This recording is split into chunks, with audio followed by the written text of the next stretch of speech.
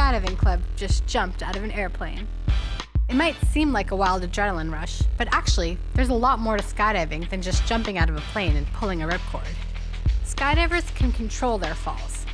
They can sit, track, flip, fly head down, make crazy hybrids, and even fly over to each other to dock.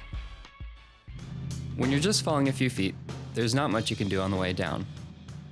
So how is falling thousands of feet through the sky any different? You learn in school that things accelerate towards the ground because of gravity.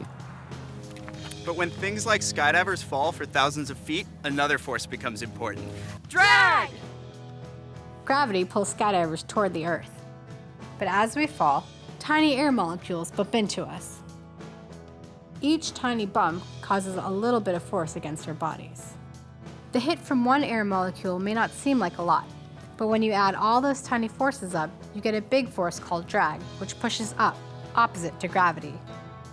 You can feel drag when you stick your hand out of a moving car window. When the jumpers first leave the plane, there's not much drag acting against gravity, so they accelerate towards the Earth.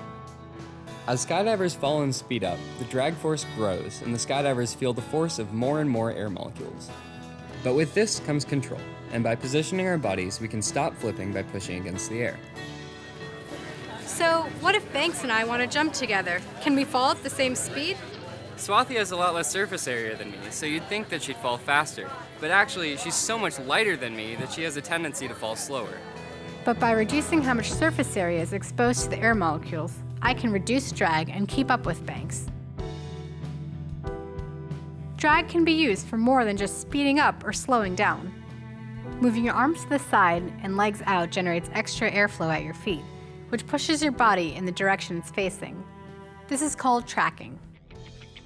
To really use drag, air needs to push you hard enough, which can only happen if you're going fast enough. And that's why you can't track when you jump off of the high dive at a swimming pool. Skydivers can also do things like turn in place to create formations with each other. Other positions like sitting, standing, and head down change the surface areas that jumpers expose to the wind. Since fewer air molecules hit their bodies in these positions, skydivers can reach speeds up to 200 miles an hour. Skydivers would prefer, though, to not hit the ground at 200 miles an hour. Because they can't change the pull of gravity, they need to have as much drag as possible, so they open a parachute. The large surface area of the parachute helps us to slow down so we can land safely. Skydiving may seem like it defies the laws of physics. But in the end, it's just playing with the wind.